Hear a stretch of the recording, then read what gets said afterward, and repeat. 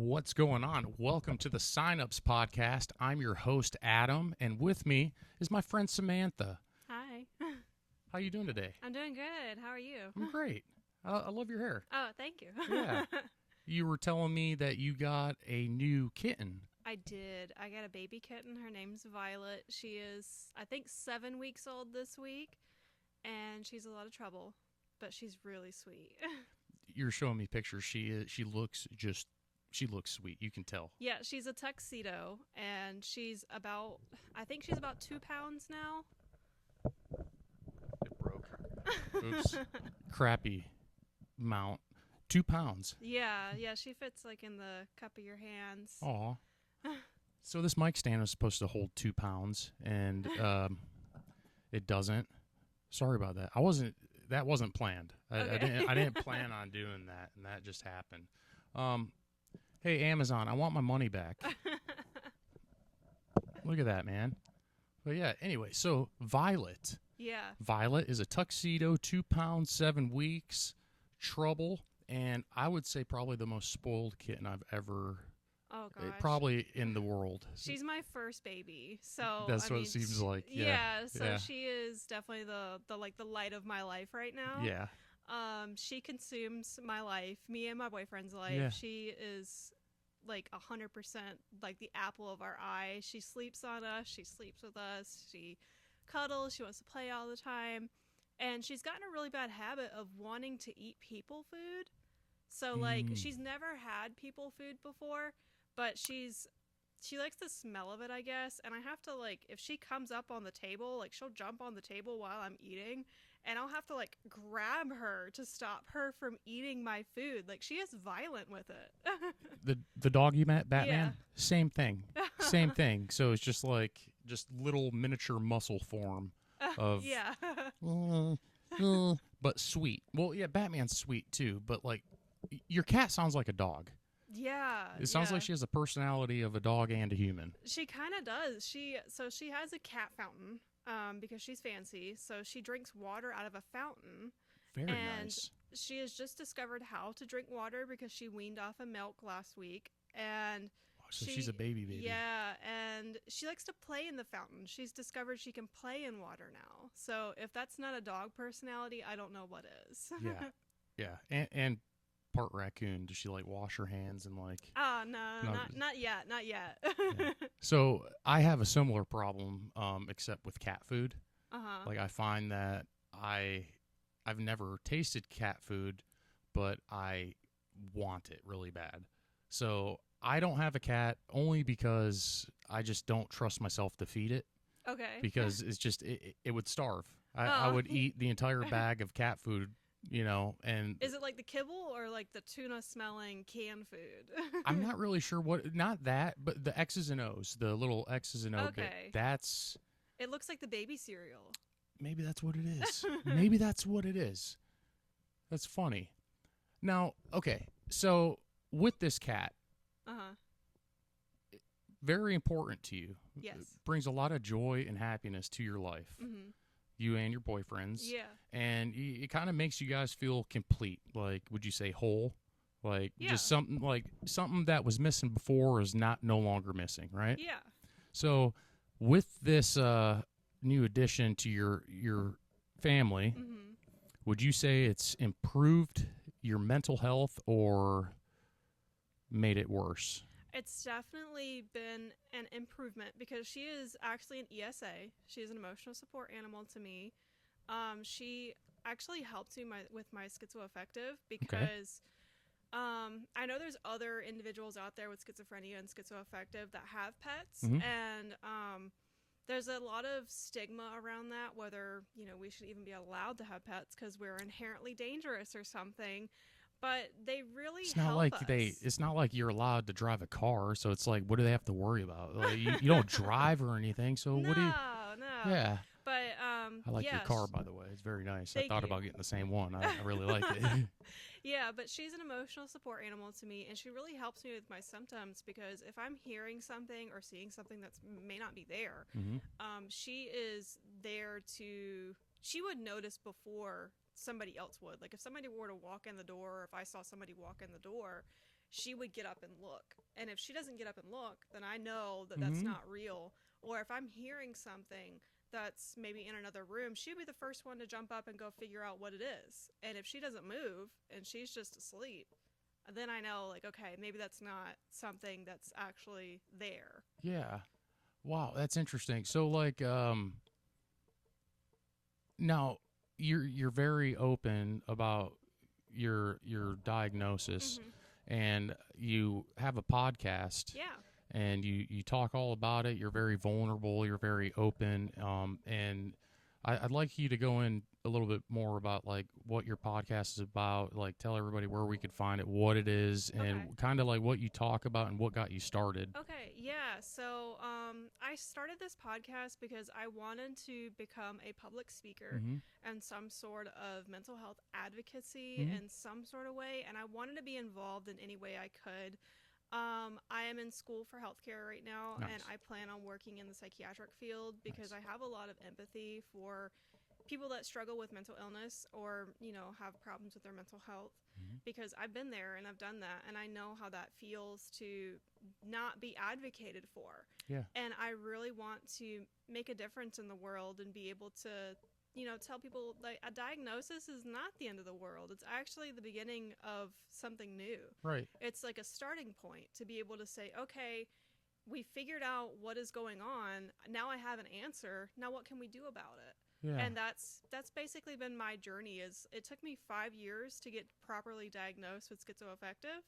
And that was a lot of mistreatment and, you know, messed up medications that weren't working because the whole time they were thinking I was bipolar and I wasn't actually bipolar. So they put me on bipolar medication and not medication for schizophrenia, and I wouldn't get any better. And they'd be like, oh, why are you not getting better? And I wouldn't know why. And I thought something was wrong with me.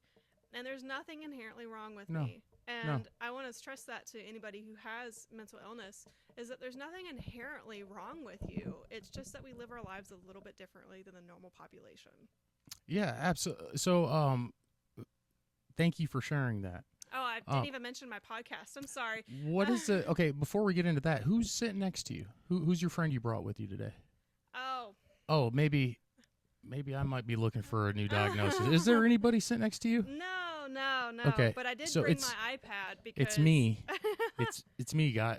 So we're both people with mental health diagnosis. Yeah. Maybe different, maybe the same. I don't know. It's called HIPAA. None of your business. But I just want to say that I did bring my iPad because there's cognitive impairment sometimes with schizophrenia and schizoaffective sometimes. And I have a little bit of executive dysfunction, so I have a hard time organizing thoughts and being able to get my point across the way that I want to. Just like you asked me what my podcast was, and I didn't even say it. My podcast is the Affective Voice, A as in affective, for schizoaffective. Okay. And like I said, I talk about mental health, and I really wanted to talk about men's mental health today so I could get your input on what it's like to be a man living with mental health issues. Yeah. So right now, kind of like what you said, stigma. People are hesitant to reach out, get help. Me having some issues that I'm learning stem from the way I was born. Like I'm in recovery, you know, reaching the rooms of recovery. I go to AA, and growing up in church, it kind of did a good and a bad thing for me. It made me, I'll start with good. It gave me a spiritual foundation that I'm very grateful for. Two, I guess, like, on the contrary, it kind of, I guess I'm a fearful person anyway. Maybe that, like, if you're spiritual and you don't experience any fear, then I think that you need to question whether or not you have mental health issues. Because I think fear is a very natural human feeling, you know, not fact, but it is very something we all experience. Anyway, well, Well, fear can be two things. Yeah, it can. It could.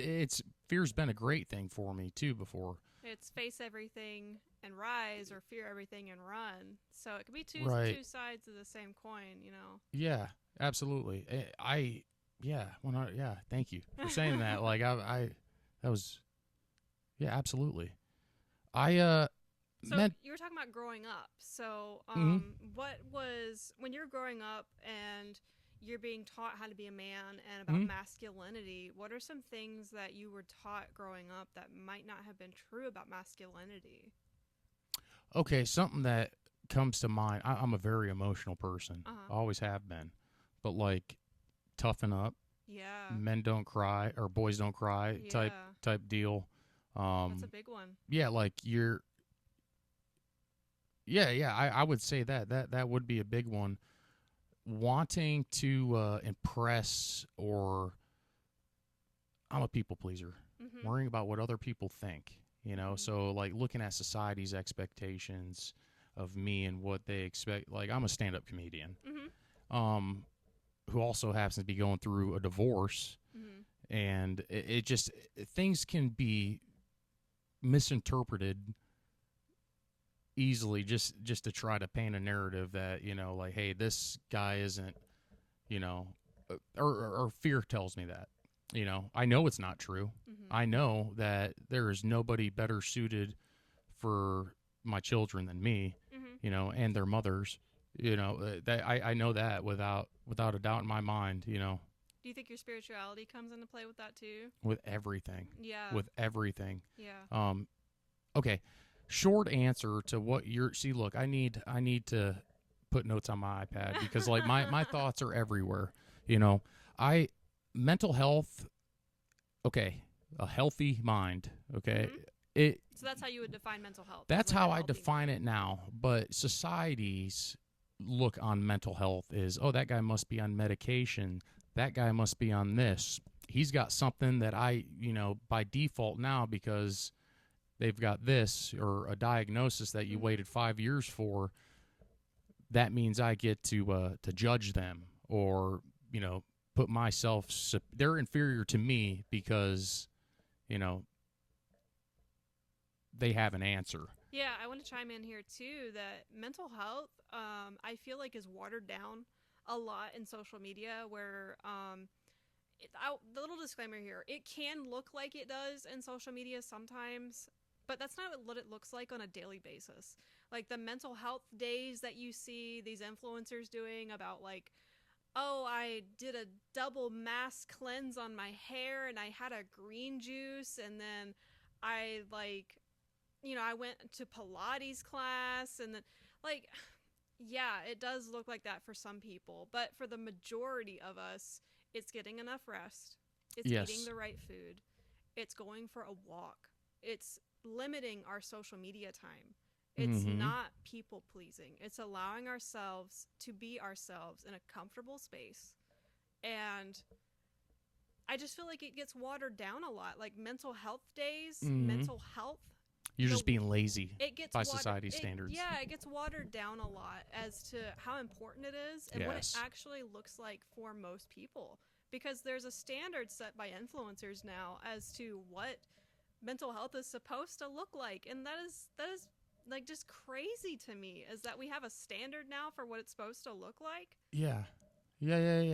So, yeah, what it's supposed to look. Okay, so I'm supposed to, like, I'd feel happier if I was, I can take care of my mental health if I were to go get a conventional 9-to-5 job, you know, and then I can meet friends at work and then find a hobby like golf and go golf with my friends from work. And it's just, then you'll be happy, Adam. That's what you need to do.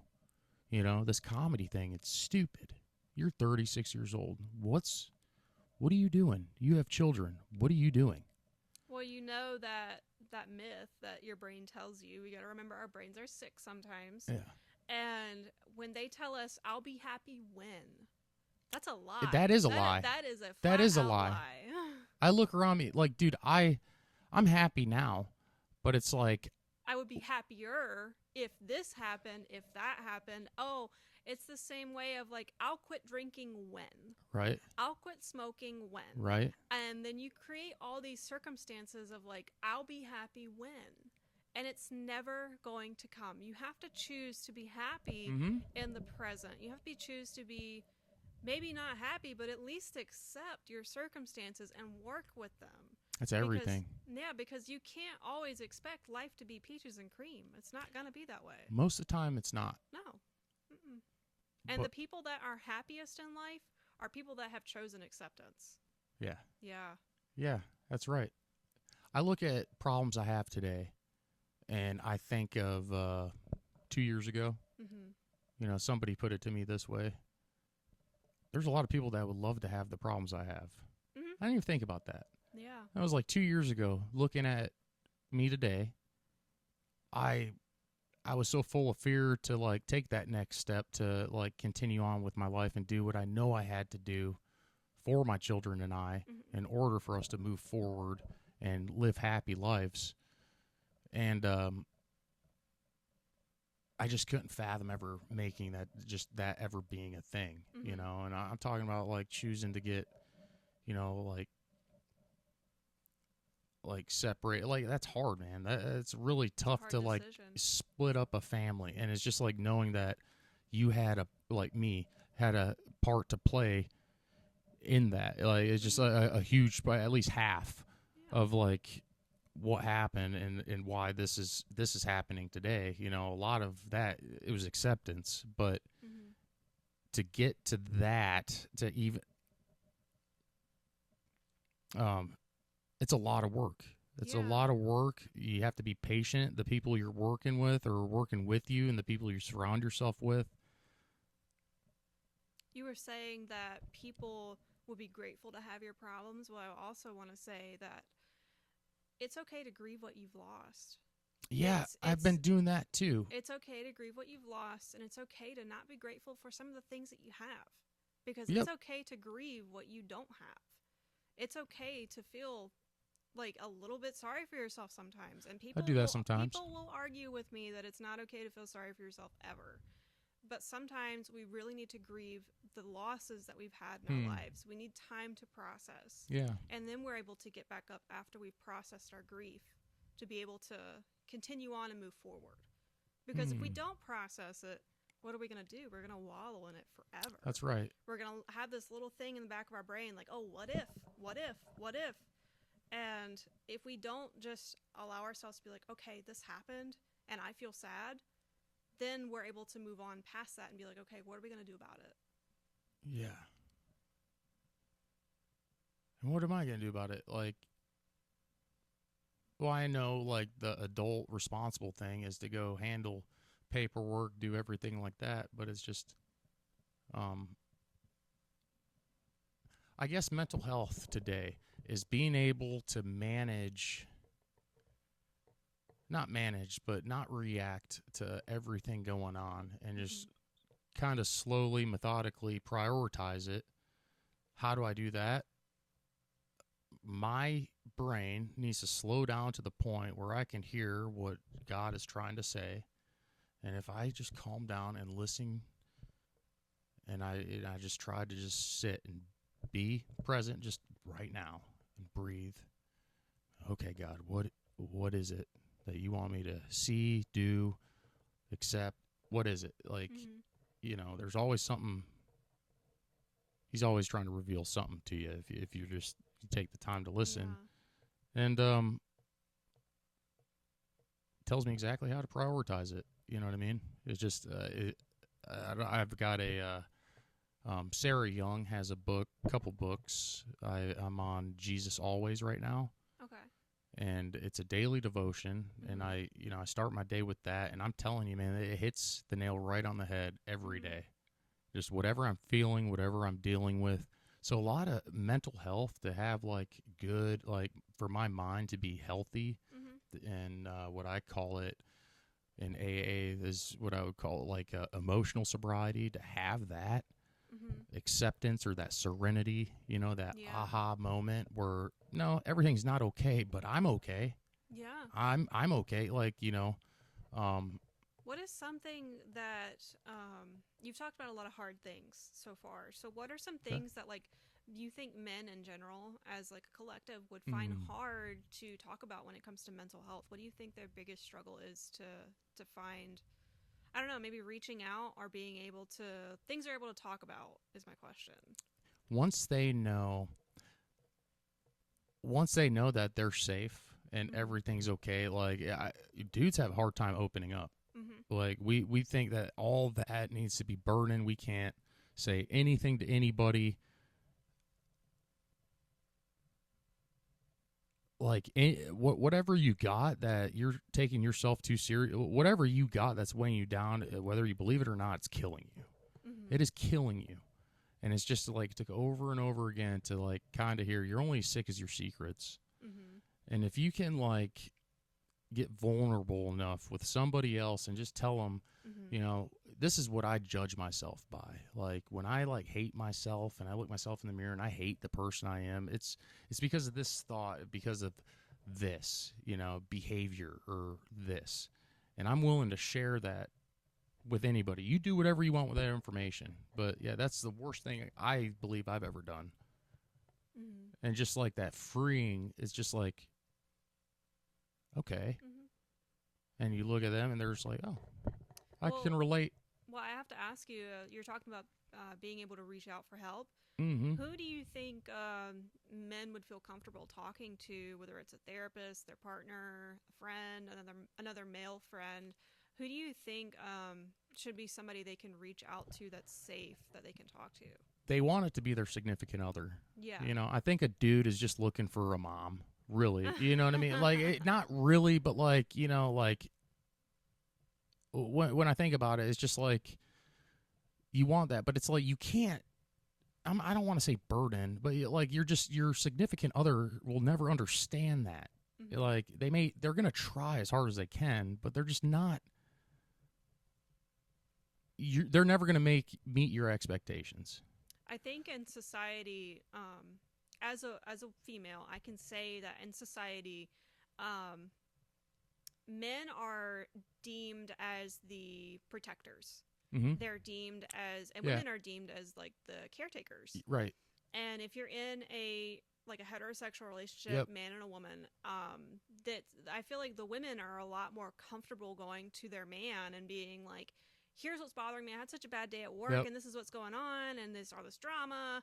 And they're more comfortable sharing those daily little things to just get it off their chest so it doesn't build up.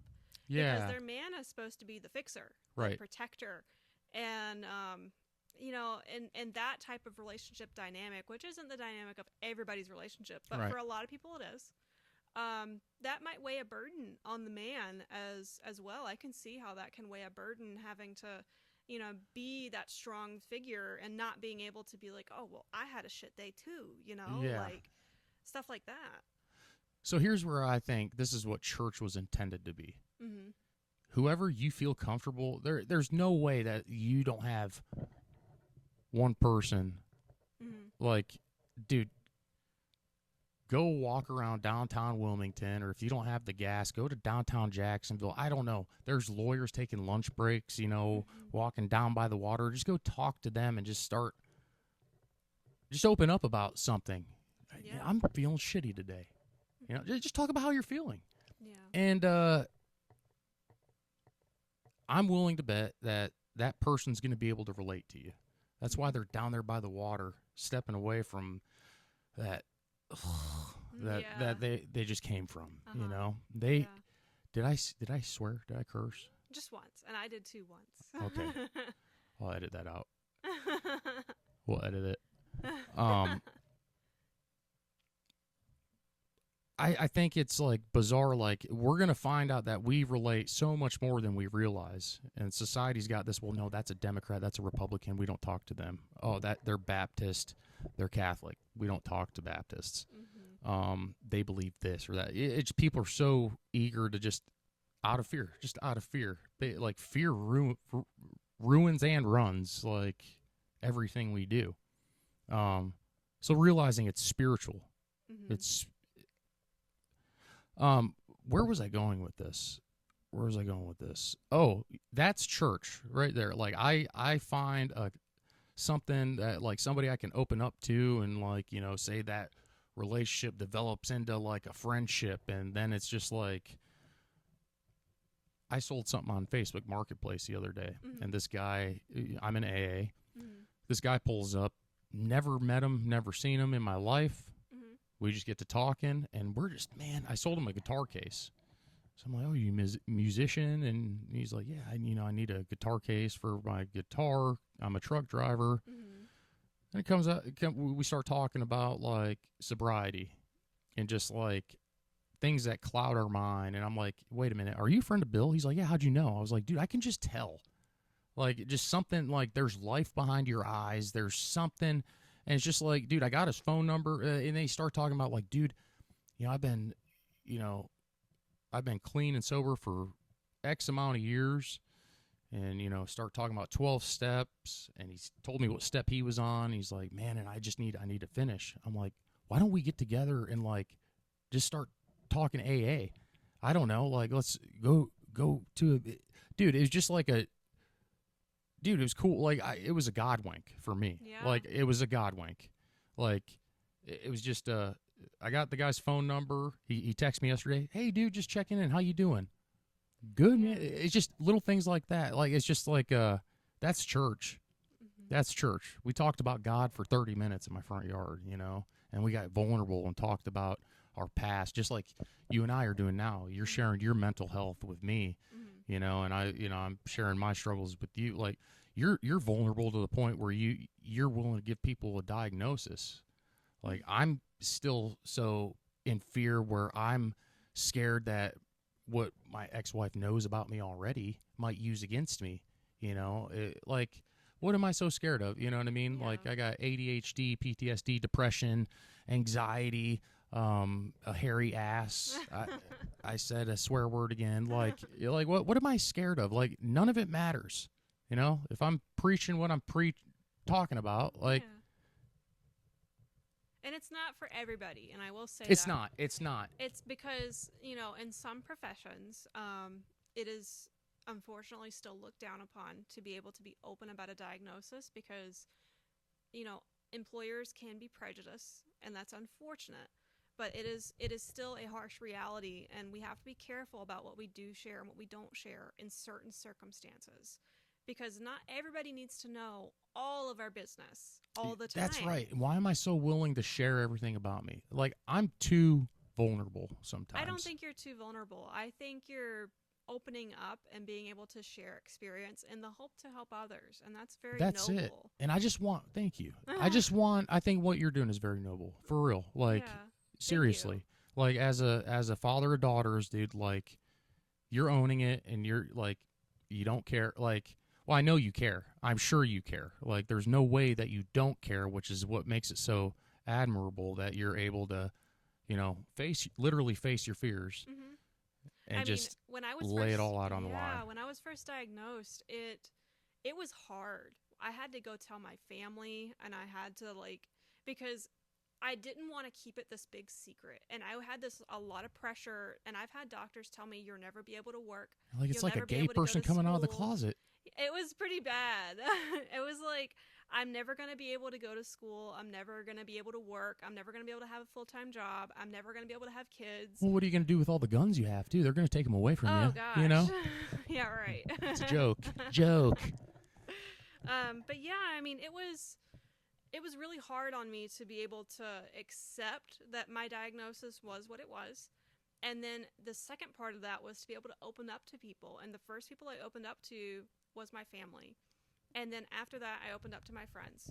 And yes, it can be used against you in some cases. Like, I mean, I've had, friendships that didn't last because, things were used against me in that way. And I don't hold ill will towards those people because we're all just human beings. We all make mistakes and we're all learning, and that's part of acceptance too, is it not? It's not. I don't hold people at a fault for stuff like that because it's just not knowing. It's simply just the fact of not knowing and not understanding. It's a place of not understanding. Yes. And what I was getting at is that when I first got diagnosed and I was able to come out to my family about this diagnosis, it opened up a new world of like recovery and being able to have a support network of family and friends that, okay, here's what I'm going through. And through research and understanding of myself and self-awareness, I was able to be like, this is what I need from you guys. And then they provided it because they love me and they care about me, you know? Yeah. So isn't it amazing to see like the people who are still around that love you? Like, yeah, okay. And then it is also like shocking to see some of the people that aren't around anymore because of that. Isn't that like? Yeah.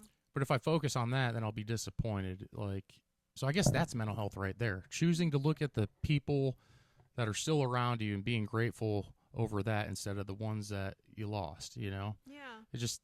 And I don't look at it as a loss either because it was just for a season. You know, like people came into my life at different times for different reasons. Yeah. And they were all important in my character development. They were not wasted. None of the people in my life were ever wasted. They were all there for a reason. And whether that reason was for growth or for, like, you know, my development and my, like, being able to understand myself better, how to set boundaries, stuff like that. Yes. It was all for a reason. And I don't hold ill will against anyone because holding that baggage on my back is just too much for me to carry. It's pointless to carry. It's pointless to carry. It's pointless.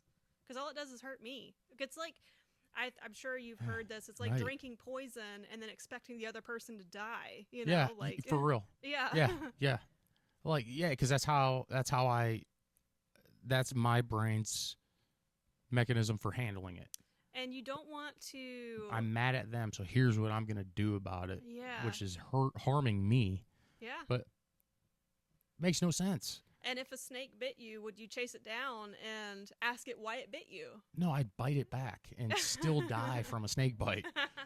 You know? Well, the whole point of that would be to let shit go. Like, let stuff go. Like, don't be holding on to everything that you think deserves an answer because you're so righteous. You deserve that somebody is like owes you an apology because nobody owes you an apology. Yeah, that's right. Nobody does. No matter, I mean, I'm not owed anything. There are so many people in my life that I like held on to because I was like, I just want them to apologize. I just want them to say they're sorry for hurting me. Have they? No. And I had to just let it go because the longer I hold on to it, just begging for an apology from these people that really hurt me deep. Yeah. You know, I had to forgive myself and I had to forgive whatever part I played for one. Forgive myself, and then be able to let it go and understand that they're sick people too. Yes. We're all hurting. Yes. We all have our issues. We're all just human. And there's no point in chasing people down, asking them why they bit you. Right. Okay. The why doesn't matter, does it? No, it doesn't. It doesn't. Then why am I so focused on it? Like... I think it's because we all want answers. As human beings, we like black and white definitive yes or no. Right. And when things fall in the gray area, we're uncomfortable. And we can't sit with uncomfortable most of the time because it's uncomfortable.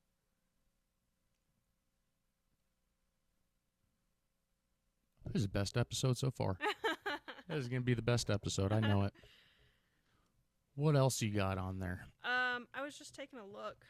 Because, like I said, I have really bad cognitive decline with schizoaffective, so I don't remember anything. I have to write everything down all the time. I think that's smart, so I'd call it cognitive advancement because that's exactly what I should be doing.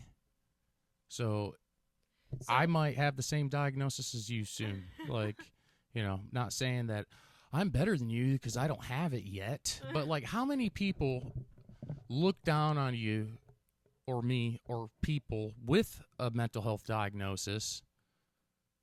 Like, oh, I'm not as bad as they are. But these people are walking around undiagnosed, fearful of stepping foot into, like, a mental health facility because they're scared of being put in a straitjacket and locked up. Oh, man. You know, because, like, they are. Because they know that they're just a human. Like, whether you can sit there and act like you don't know, you have no problems, like, oh, nobody's ever told me ignorance is bliss. You have a problem. I'm telling you, I promise. You have a problem. I have a problem. Hey, you have a problem. I do have a problem. That's right. We're all sick people. Aren't you happy to know that? I am, and I'm happy that I can work on it and be positive about it and share a positive experience about it. Because it's going to help somebody else. I hope so. I hope so. That's all I could ever want from this. Yeah. Is for somebody else to not have to endure the pain that I've endured. If I can help you do that, I thank God. So have you ever been to therapy before? I do, yeah. Have you been to therapy before? Yes. You love it? I love it. Okay. So, I love it. What do you think, what would your advice be about men going into therapy? Maybe feeling Unload, like man. they can't be vulnerable. What would your advice be to somebody going into therapy for like the first time? Dude, you need someone to be vulnerable with. Mm-hmm. You're not going to tell your wife you cheated on her, you know? But it's gonna eat you up inside. Who are you gonna tell? Your best friend who's married to your wife's best friend? Like I don't know. Like who are you gonna tell? I don't know. Who are you gonna tell? Well, I got a therapist that I can tell anything to, and most of the time he's like, oh, yeah. You know what? You're a human. Yeah. That's why you did that. It's okay. Yeah. It's going to be okay. And then I'm like, oh, everything's okay. Yeah. And I'm still living with that thing that happened that I just came in here like this about, and my kids are like, what's wrong with Dad? And what's wrong? Oh, my gosh, I told somebody, and it's okay. And, hey. Mm-hmm. It allows you to be vulnerable. It allows you to get that stuff off your chest that you may not feel like you can tell anybody else. A therapist for me was being able to be a best friend. It was being able to confide in somebody that had no inside experience in my life. So like it wasn't a friend that knew me really, really well. It wasn't like my mom or my dad. It wasn't like my boyfriend. It was somebody that had an outsider's perspective and that could give me an unbiased opinion about things that I needed to talk about and I needed experience and coping strategies on. Yeah. How do we find these people? Like, they kind of just come into cross paths. Like how to find a good therapist? Well, how do people find someone, whether a therapist is somebody, an outsider that they can confide in, whether it be like a sponsor or a clergyman or whoever you trust, whether it be like BetterHelp. Hey, I need a sponsor for the podcast. I already have an AA sponsor. What's up, dude? Hey, I hope you're watching this. Hey, but how do you believe in coincidence? I'm going spiritual with this. I think everything happens for a reason. I do too. I don't like necessarily confide to a very specific religion. I believe there is something bigger than me, and it's probably because I'm a space and science nerd, and I think I am too. Did you see the telescope on the front porch? No, I didn't. I should probably bring it in. Is it raining right now? It sounds like it's raining. I think it was about to rain. Really? Yeah. All right. Well, I'm doing inside things today. That's cool. But I think the closer and the farther and farther we get out into space, and the more and more the rules of physics don't apply anymore, I think the closer we get to the face of God. But that is just my personal opinion. That has nothing to do with any religion or anything. That is just my spirituality. I don't think it's meant to. Yeah. I think that's just another thing, Democrat, Republican.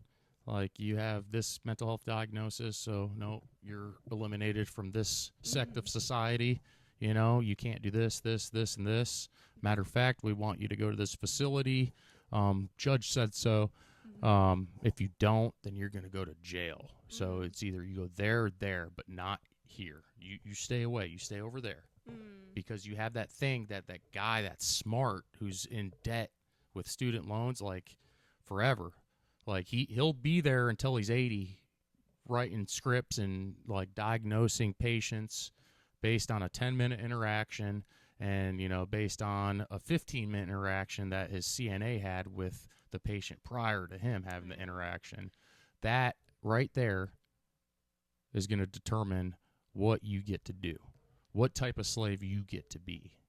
So what do you think a good therapist looks like? As in, like, what do you think would be criteria for having a good therapist? So people may know, like, maybe this therapist isn't a good fit for me. Maybe it is.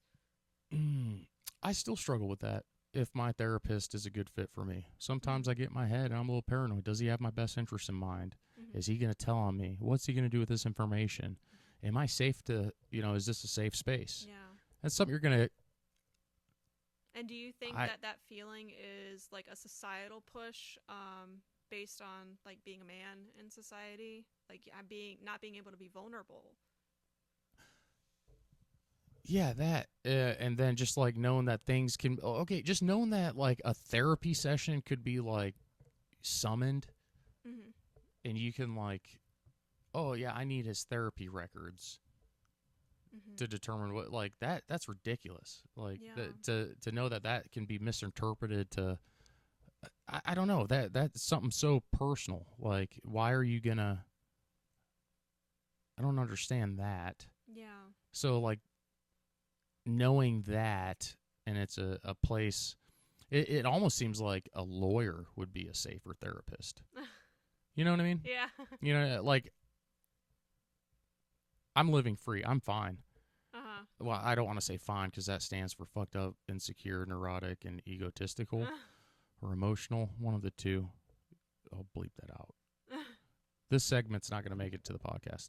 But a therapist. What makes a good therapist? I think for me, a therapist should be somebody who's unbiased and very open with you and able to call you out when you're wrong, and being able to tell you, like, hey, I don't think that what you're doing right now is in your best interest. This is self-destructive behavior. Yeah. Or this is not a positive coping skill. Here are some more positive coping skills that we can do instead. I think that's what a good therapist looks like for me. Yeah, no, for sure. My therapist checks all those boxes.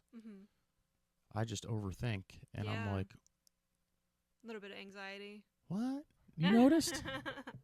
Absolutely, yeah. And I always think, I just assume people are out to get me. That's one of my common delusions, is that people are out to hurt me or against me or plotting against me in some way. So yeah, I get that. I understand. Well, on that note, no, that's interesting though that you say that, because now it just makes me question. Well, am I making you more anxious?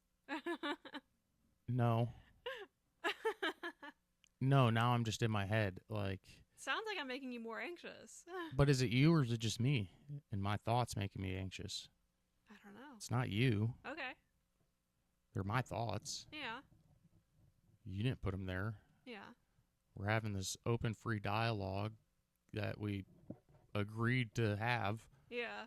And something you said is like, I'm like fearful of something now. Like, it's not your fault. It's my fault. Well, it's nobody's fault. Like, it's there, but it's not your fault. Okay.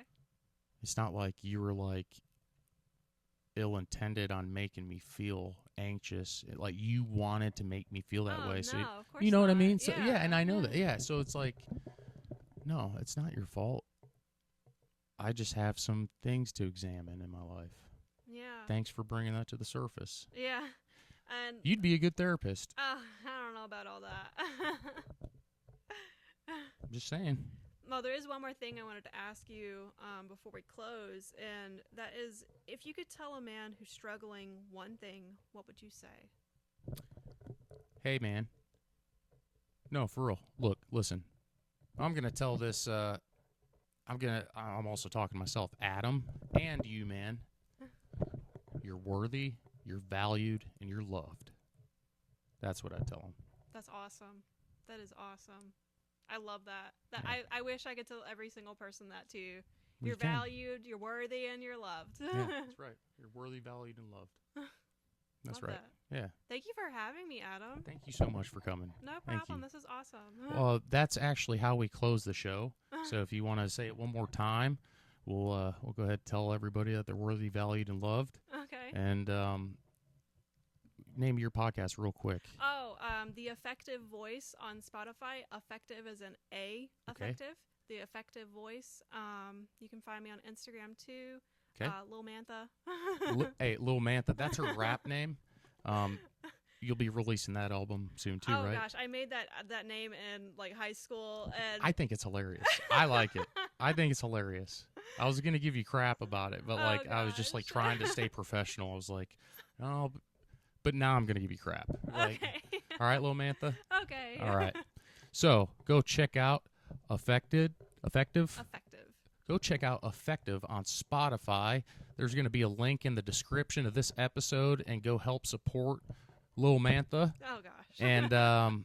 And share it with anybody that you think could benefit from it. I know anybody could benefit from this. But before we go, we just have one thing to tell you.